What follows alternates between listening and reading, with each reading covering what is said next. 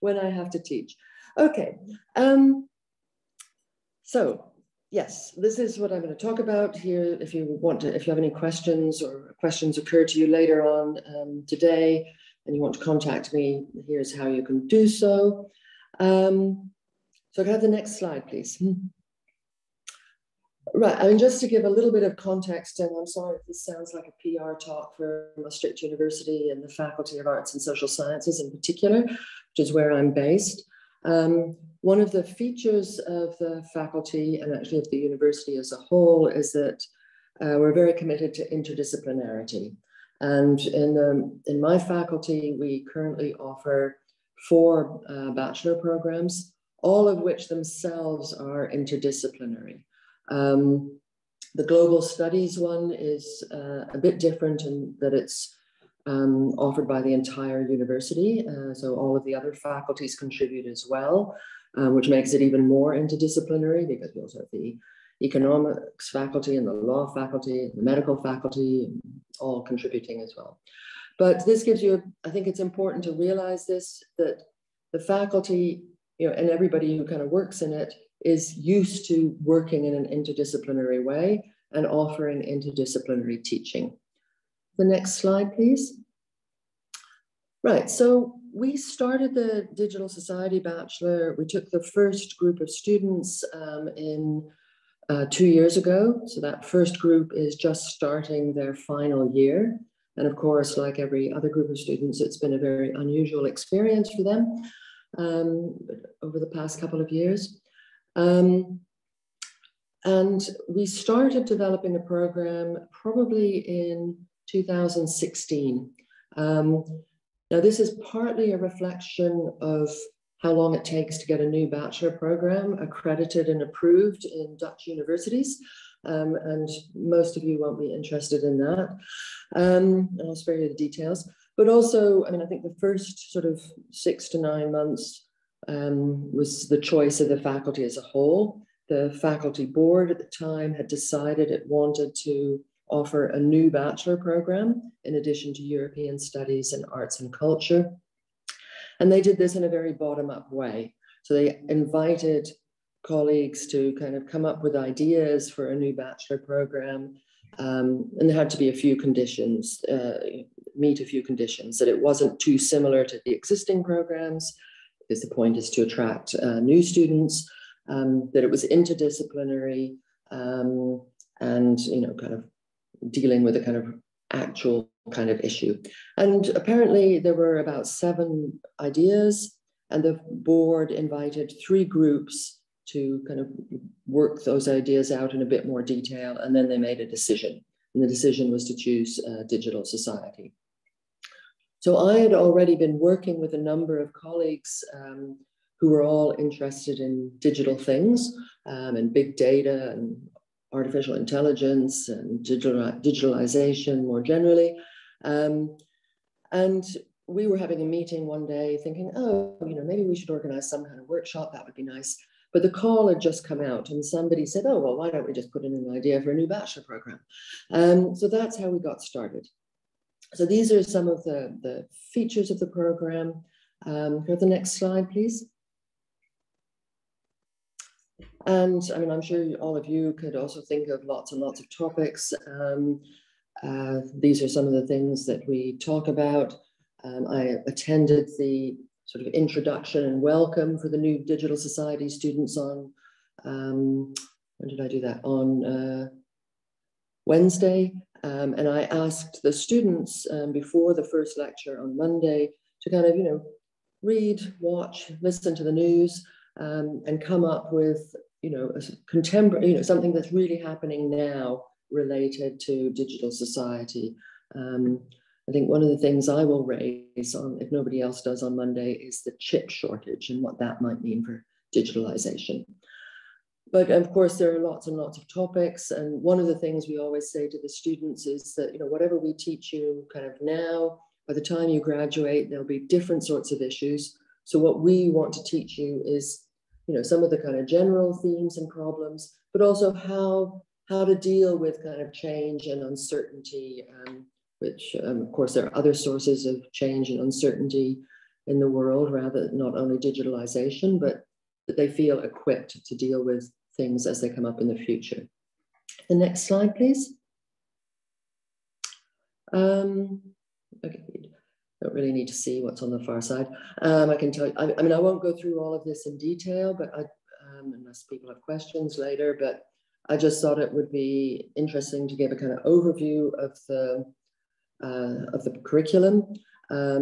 So Maastricht, we offer teaching in 5 periods, and for the Dutch people, the 6th period is used for people writing theses and things like that, but the actual face-to-face teaching takes place in the first 5 periods. So in the first year, we're trying to kind of give them a good kind of grounding and overview.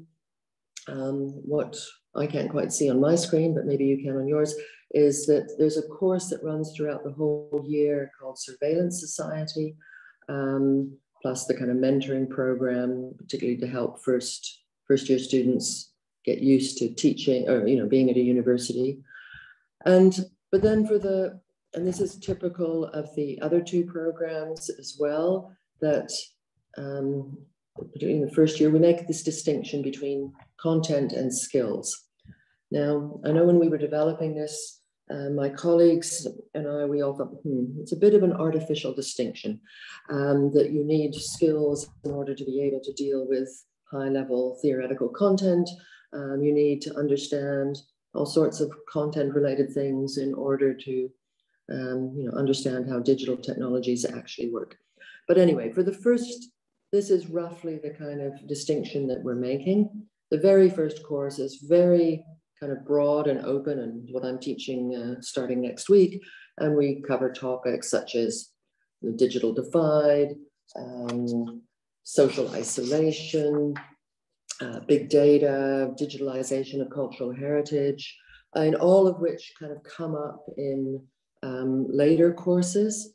But we also kind of in this course kind of start by questioning 3 perhaps taken for granted ideas about, you know, that technology equals progress, that social change always follows technical change.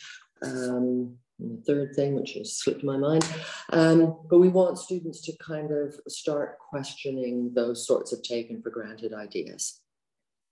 Third one is that technology is neutral. And to get them used to using the library and all of those sorts of things.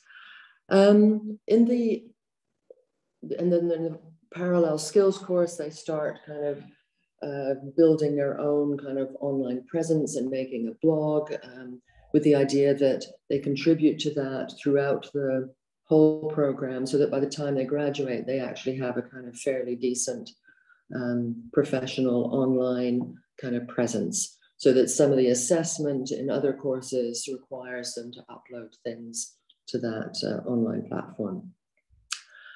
And the introduction to digital technologies, I mean, I'll say more about this in a moment, but I mean, we are a faculty of arts and social sciences. The emphasis is very much on the humanities and social sciences, but you know, we start from the assumption that you can't really talk terribly sensibly about digitalization unless you have some decent understanding of how digital technologies actually work. So there is some technical component in the course, but we don't assume that. So it's not like students have to come in with a strong kind of grounding in computer science. We, you know, some do, but we kind of start from a kind of fairly low base. So the first introduction to digital technologies course focuses on computers and how they work, and the second one focuses more on networking. The other thing that's, I think, quite important is we don't assume that digital technologies started, I don't know, with the web. We do take history seriously.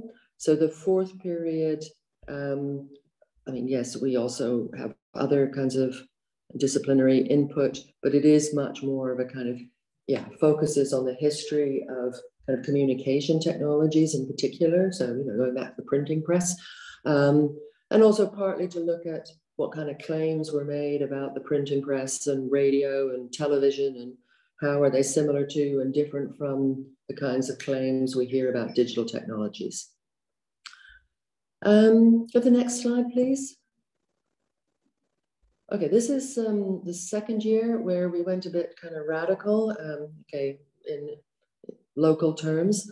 You can see we've, in terms of ECTS, the credits that students get for the different courses, we've rebalanced them so that, because also one of the things we know from our colleagues teaching in the other programs is if you only give 3 or 4 credits for the skills courses, some students don't take them seriously enough. And we felt, you know, these skills courses really are very important. And, you know, the courses on, say, quantitative and qualitative methods also include elements of epistemology, philosophy of science, philosophy of knowledge production. So they are quite substantive as well. But again, this kind of gives a sort of overview of what we're trying to achieve in the second year.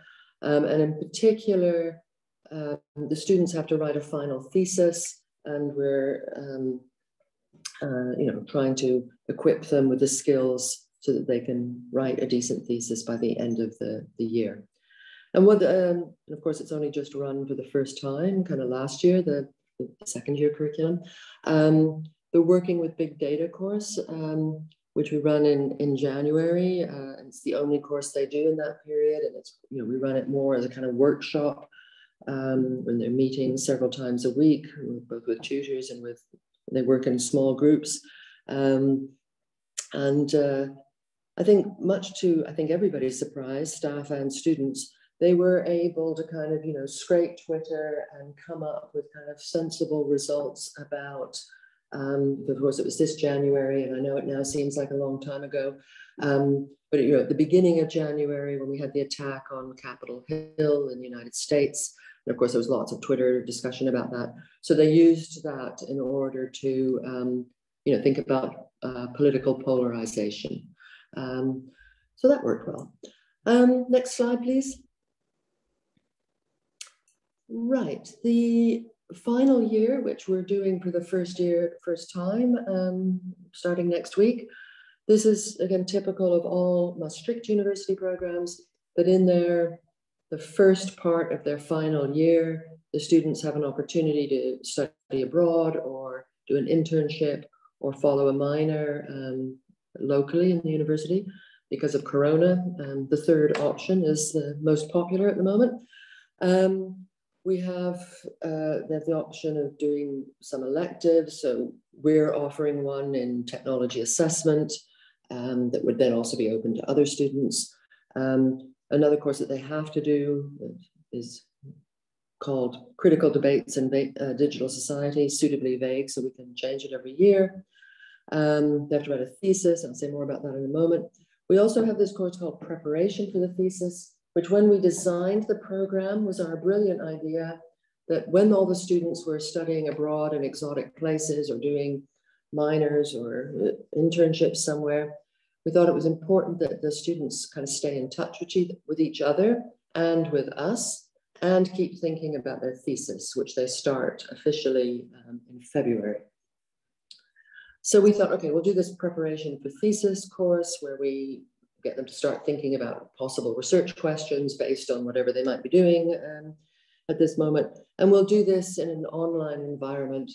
So when we sort of thought about this in 2017, 18, oh, this will be really cool. We'll get them used to using kind of professional meeting software and engaging in online environments. Well, of course, our students now have more than enough experience of engaging in online environments, but anyway, we'll carry on with the course.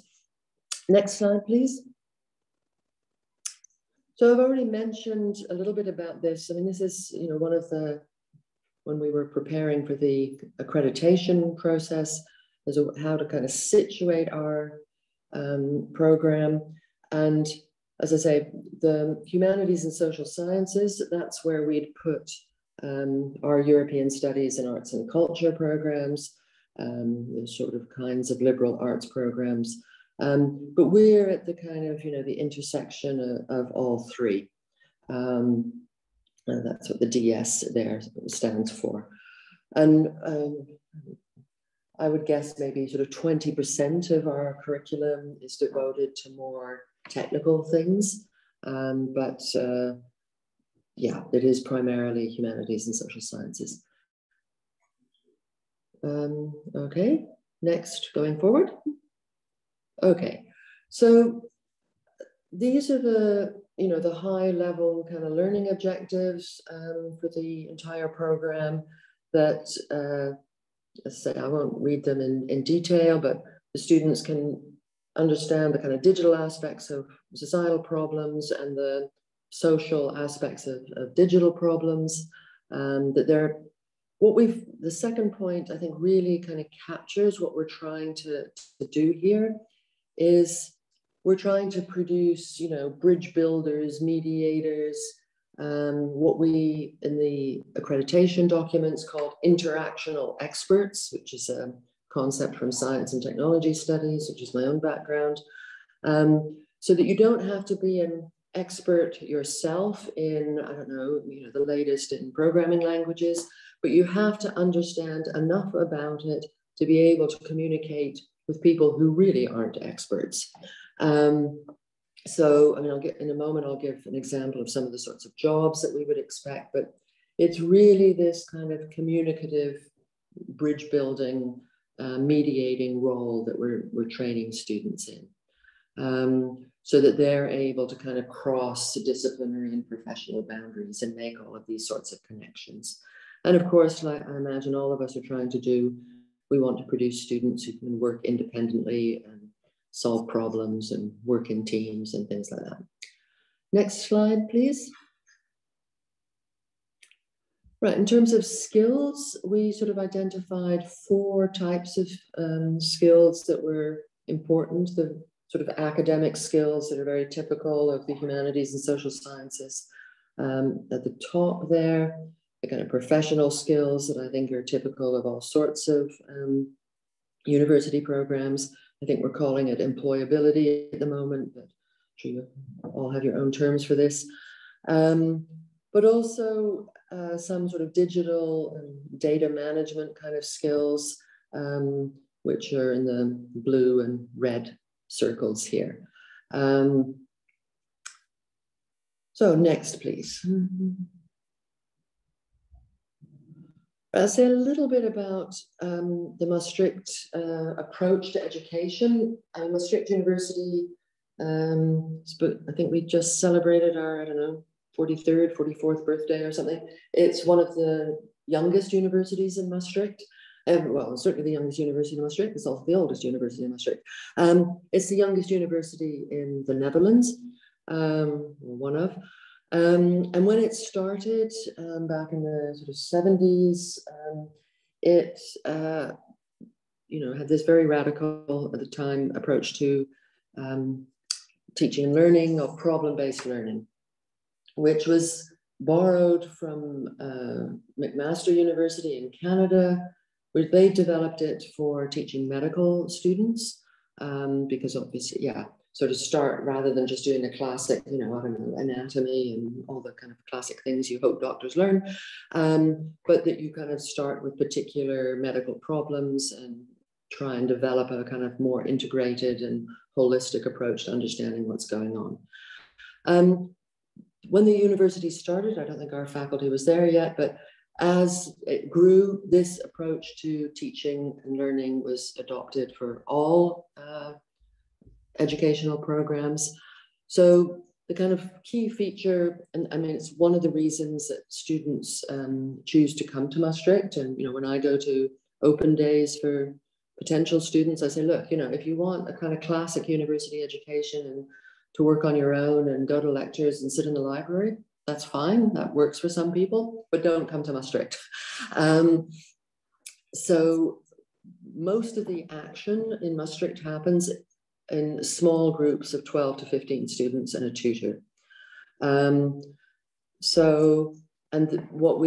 We develop a kind of short text for each kind of a module, as it's now called, a problem. And the students, one day kind of have a discussion about that text and try and understand you know, are there words we don't understand? What more do we need to know? They define their own kind of research question and kind of learning objectives. Then they go away and do some reading and thinking and come back a few days later and discuss the kind of questions and problems they've identified for themselves. And then, so in that way, sort of lectures are more of a kind of input. The real kind of action is what happens in these small groups. The other thing that's of course important, I mean, Maastricht is a very international university. I think probably one of the most, I think Twente is also very international, the border universities. And of course, traditionally, it's been mostly Belgians and Germans, but I mean, I think we have in 70 different nationalities in total. I mean, sometimes you just have one token Canadian. I'm a Canadian, but you know, one or two from different sorts of countries, but it's mostly sort of Dutch, Belgian, and German, but significant numbers of Italians and from other countries as well. Okay, next slide, please. So these are the 4 features of problem-based learning. And again, I mean, I think what's important about it, I think perhaps for you and for our discussion today, is that it also, you know, you start from the problem and a kind of social problem. You don't start from a theoretical problem from physics or political science or whatever. You try and kind of connect it to kind of, some real sorts of problems. So the idea is that, you know, you work together. It's supposed to be constructive, very context dependent, very self-directed. And the kind of resources that students bring to, you know, these discussions are their own prior knowledge and experience, the course materials they receive, the problem assignments, the modules, these sort of short texts that I just mentioned, the lectures or tutors, you know, everything else. So the teaching in Maastricht is also very different from teaching in other universities. And I mean, I've taught both at the University of Amsterdam and other universities in England and elsewhere. It is, I mean, in some ways it's similar to what you might do in any kind of small group seminar, but it does have its own kind of rules and way of doing things. Next, please. Right, so these are the sorts of things we expect. The vast majority of students who graduate from bachelor programs in the Netherlands go on to do master's programs. And I think in our programs it's 85%.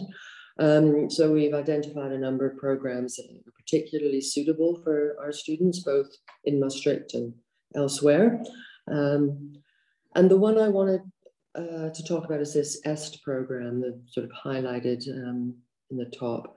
But I have one more slide about this bachelor program before I go on to that. So next one, please. Right, so these are the kinds of jobs we think our graduates are going to be able to do. Of course, we don't yet know, but these are the things we kind of say in our PR material and in the accreditation. And one of the things, you know, that in this, it's a newspaper headline about Google looking to hire from the humanities. There were several of these 3 or 4 years ago when we were developing this, that the big tech companies were also saying, look, you know, we can find programmers, we can train them ourselves, but what we really need is people who understand the kind of social, political, ethical aspects of, you know, what we're doing. Okay, there's lots to be said about the ethics of the big tech companies, but that would be a different discussion. Okay, next slide, please. Right, I just wanted to say a few words about this EST program, that European Studies on Society, Science and Technology. So this paragraph is from the Maastricht website about the program. Again, you can see it's sort of similar to what we're doing in digital society, but it's not restricted to the digital. You know, it could be all sorts of technology. And again, you know, being the kind of good, responsible kind of person, and this kind of mediating role between understanding what's happening from a technical point of view as well as from a more social point of view. Can I have the next slide? Right, so the features of it, so it's a very interesting program, and it has a very special place in my heart because it's how I learned about Maastricht University. So as you can see, the bottom bullet point here, it started in 1993, which is quite a long time ago. And it's actually long before the current cohort was born, but that's just one of the depressing features of getting older. But it's when I was still working in London, and somehow my head of department at the time had heard about the development of this EST program. And he said, oh, Sally, this sounds like something interesting. At that time, we were offering a range of bachelor's programs around new technologies. But we were thinking about developing a master program, so maybe this would be an interesting way of doing it. I said, why don't you call this Wyatt biker person in Maastricht who was coordinating that? And I said, oh, right, okay. You know, this is 1993, you called people. Now, some of you may know, Wyatt biker is a very famous person in science and technology studies. I knew who he was, but you know, the idea that I was just going to call him up and say, oh, you've never heard of any of us, but we'd really like to participate in EST as well. Well, luckily, Wyatt biker is a very nice and approachable person and didn't seem at all bothered by being telephoned by some strange person from England. So we did get involved in this program, my university in London. And it's, I think, I mean, some of the universities have changed. I mean, my former university in London isn't involved anymore. I mean, there's no causality between me leaving and the program carried on for a number of years after I left, but other things happened. There have been some changes in which universities are offered, but yeah, so there's now 12 universities in 12 different countries. And what's interesting about it, or many interesting things about it, is that the first semester is common. So that you can say, you know, on a Tuesday in October, students in Oslo, Strasbourg, Lisbon, and a few other places are reading this. And okay, there might be a little bit of local programming variation and timetabling variation. But the idea was, and this was in the 90s, that people would do this in their own language. So the Norwegians would do it in Norwegian and the French in French. But they probably read things in English, but some local literature as well. But they worked a long time to develop this common first semester. And then the idea was that the second semester, each university would offer a specialization based on its own kind of research expertise. And at the moment, you know, I looked at the website earlier this week, and these are just a few examples of some of the specializations that are currently being offered. When I was in London, we offered something on gender science and technology, but we used to have a regular number of students interested in that. And then the idea is that the students go to wherever they want to specialize. So, you know, students who did the first semester in Maastricht would then go to Norway or France or wherever, and follow some courses in the first kind of 4 to 6 weeks, and then prepare a thesis. And then the thesis is assessed by their home university and their specialization university. Now, this program has now been running for almost 30 years. And I mean, it's not like we have millions of students, but I just got the student numbers now that we're gearing up, and it has 40 students for this year that's academic year that's about to start. And it's sort of varied over the years, but I think between 20 and 40 is fairly normal for the Maastricht cohort. The other universities kind of varies as well. So I thought, given what you're trying to do within Aurora, you might also be interested in EST. And when I was still working in London, I was the international coordinator for a number of years, which was also very interesting. But yeah, I thought this could also be interesting for you. And then I think my last slide, please. What's the next one? Right, just a few points I thought And I was talking with Hans a few weeks ago about developing interdisciplinary curricula, particularly involving kind of computer science and social science and humanities. And yeah, I mean, it's really kind of up to you, kind of what you want to talk more about. But there are at least two ways of doing this. One is very bottom up, one's very top down. I mean, what we did in Maastricht with the Digital Society program was a sort of mixture, in that the board said we want a new bachelor program, but kind of left it to the staff to kind of come up with ideas. I mean, we couldn't do all of them. We didn't have the resources for that, but that's kind of interesting, I think. The other thing one needs, I mean, this is a bit stating the obvious, to develop an interdisciplinary program is resources. Obviously financial, and particularly in the Netherlands, to develop a new bachelor program is extraordinarily expensive, because you don't start getting income for the program until after the first cohort graduates.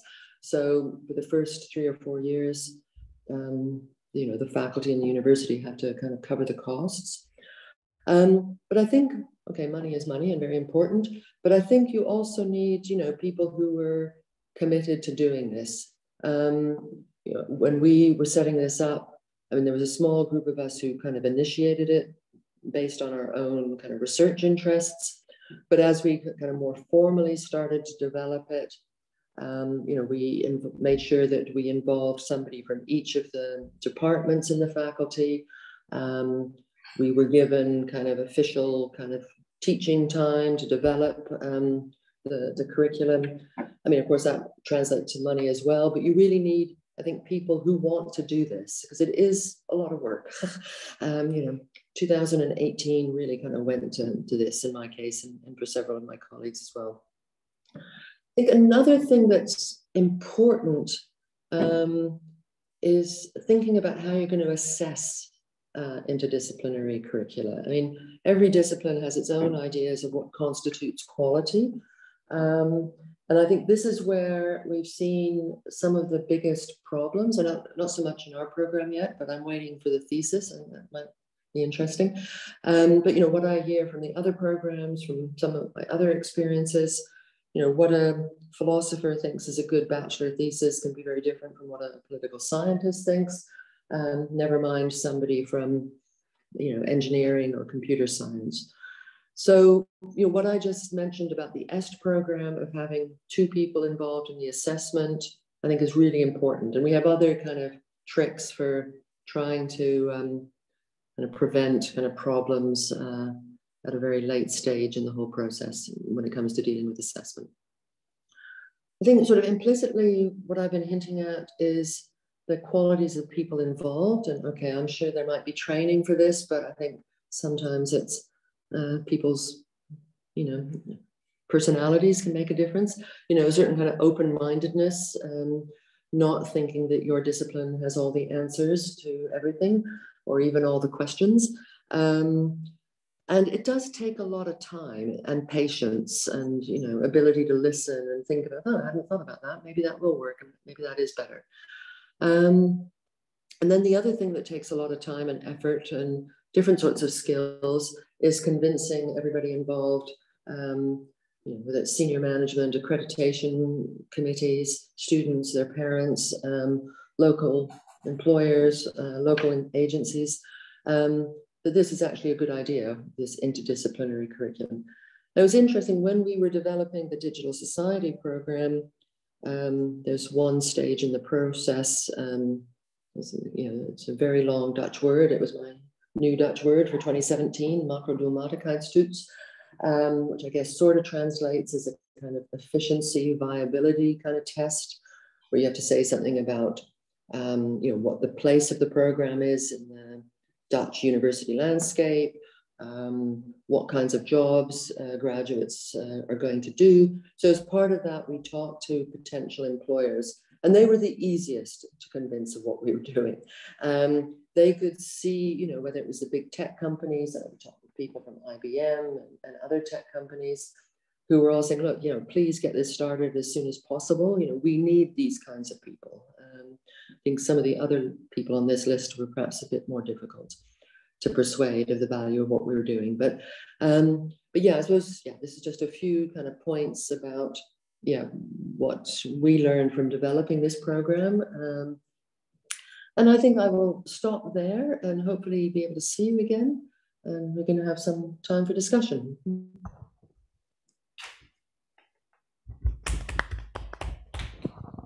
Okay.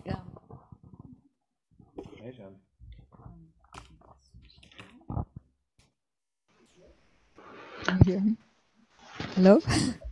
Yeah. Yes, I'm here. I'm audible. Okay. Thank you very much, Sally, for a wonderful talk. Very interesting. And I think the floor is now open for questions. Are there any questions from the participants? I have a question. May I? This is Michael speaking. Sure, Michael. Go ahead. Okay, thank you. I wonder. I'm not quite sure, but there is no German university on your list, right? I think there is a German university. You mean for the EST program? Yeah. Or? I mean, what I'm up to is the following question is, if you talk to math people or physics, natural sciences, and so they are not really involved, right? Do they have a hard time to? I mean, the problem is it doesn't generate candidates for PhD studies in those areas, and it's not intended to do, right? Okay, there's yeah. Just could you stop screen sharing so I could, or stop the PowerPoint so I could sort of see people? I mean, I think Michael's got his camera off anyway, but okay. No, I put on my camera. So, no problem. Okay. So yeah, I'm not quite sure if so obviously for the Digital Society program, I mean, I think I've mentioned this to Hans and maybe Anna in the past. When we started the program and we knew that we wanted to include some technical elements, which of course we don't particularly have within the faculty. I mean, we're a faculty of arts and social sciences.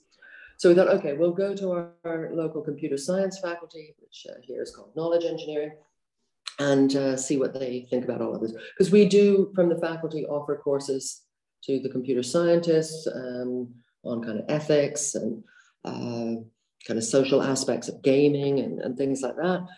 So we have some contacts there.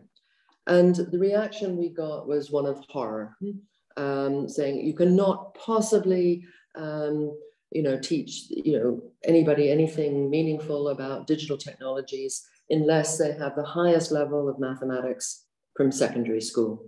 And I thought, no, I'm not sure I believe this. Went and talked with some other colleagues in a different group who do more with data science, said, oh, we can teach anybody to program in a week. I thought, okay, the reality is probably somewhere in between. And we're not kind of aiming to produce programmers. We want people to understand the basics of programming and what an algorithm is and things like that. And they did manage to do some programming in R for the big data course. But no, we're not kind of, so while we expect our graduates when they graduate to maybe do a master's program in responsible data science, I don't imagine any of them are going to go and do a kind of really hardcore computer science masters. They're likely to do more, or they might go and do digital humanities or computational social science of some sort. But there are, I mean, in the Netherlands at least, and I think certainly in the UK, and also I've seen positions in Germany as well, I think there are PhD tracks for these people, for people who want to do, there's lots of research funding, and there's a big call in the moment for the ethical and legal aspects of AI in the Netherlands. Well, when they get there, I think our graduates would be really quite well equipped to do those kinds of programs.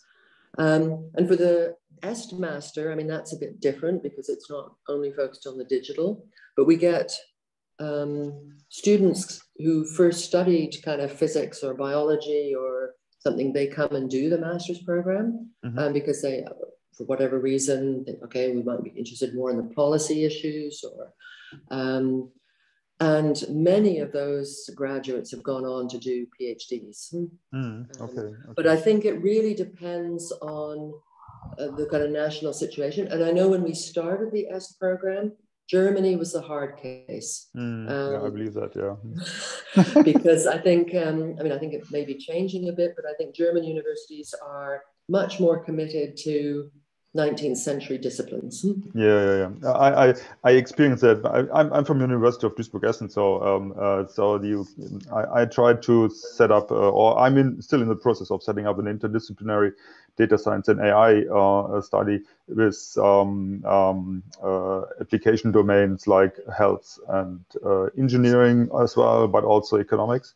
And it's a fight about the parts or slices certain disciplines under the umbrella try to occupy and define their power on it, you know. Yeah. So that's the situation in Germany. I mean, I'm pretty sure that's similar in all the German universities, but the interdisciplinarity stuff is still a hard time to discuss and get agreement on. Yeah. Yeah. So I just wanted to. I mean, maybe I come back to you outside this event to learn more from your experience to get convincing arguments and thank you very much. I mean, I think one thing that's important to notice about the program is that, you know, it's interdisciplinary from day one. And I mean, there's some courses that, you know, have maybe a bit more of an historical emphasis and others a bit more sort of political science, but each separate course is in itself interdisciplinary. So, you know, and that was one of the things. So what we didn't want to do was kind of, okay, in the first semester, you're going to do politics, and in the second semester, you're going to do history, and the third semester, you're going to do cultural studies. I think that doesn't work. In my experience. I believe that. I think that's a key to make it as you pointed out, because otherwise it doesn't fit in the 180 credit points in the bachelor or in the 120 credit points of the master, whatever you allocate the credit points to. But there's a limitation that, and if you stick to the slices, then it's not possible to fill it in a useful way. So you must be interdisciplinary in each course you give, and otherwise it doesn't work. Yeah. That's certainly true. Thank you. Okay, thank you. Are there more questions? Any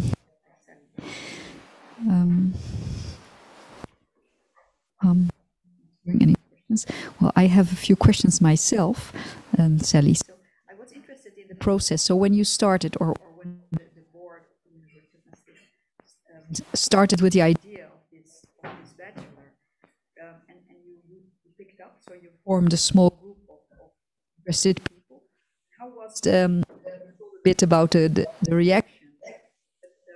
Was it immediately that you had a team who was going to do this, or did you have to, let's say, to do a lot of,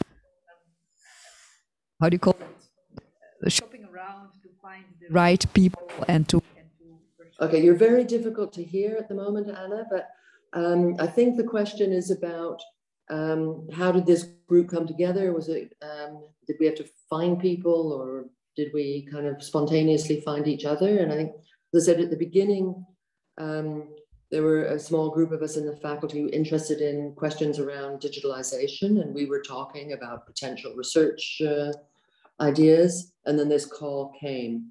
But then, and so we kind of, there were 5 of us, I think, but with very different backgrounds. So from philosophy, science and technology studies, you know, art history, I mean, kind of very mixed kind of group. But then when it became more formal, we then thought, okay, we have to have somebody from each of the 5 departments in the faculty, because this has to be a faculty-wide bachelor. So then we kind of went to the heads of department and said, okay, who do you think would be suitable and interested? And I mean, actually, it worked really, really well, because I think when we started, we didn't have anybody from politics, oddly, and nobody from history. So we needed to find those people. But that worked really, really well.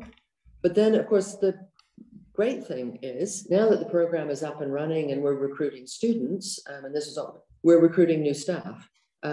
So for this program, we've now recruited, I don't know, maybe 6 or 7 people over the last couple of years. And then in their kind of, the profile, we want somebody who knows about digital society kinds of things. So now we have a much bigger group of staff who really want to teach on the program.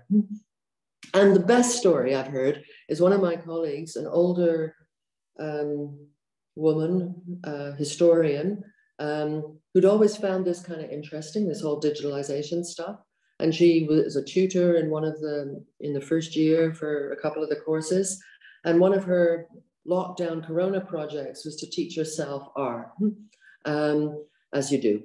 And then is now kind of doing more sort of digital history kind of and programming.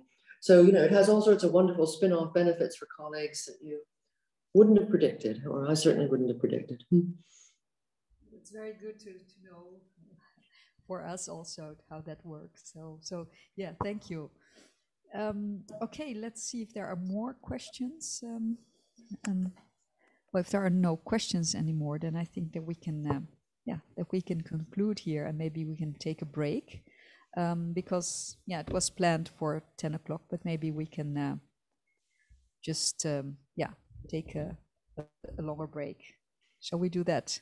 So thank you very much, Sally. It was wonderful to have your presentation, and very insightful, and also enormously interesting for the things that we want to do. So let's keep in touch about this. Absolutely. Later. Thank you very much. Good luck with the rest of today and with developing the program. And I will go and teach myself screen sharing and Zoom. Thank you. Thank you. Good luck. Okay. Bye-bye. Bye-bye.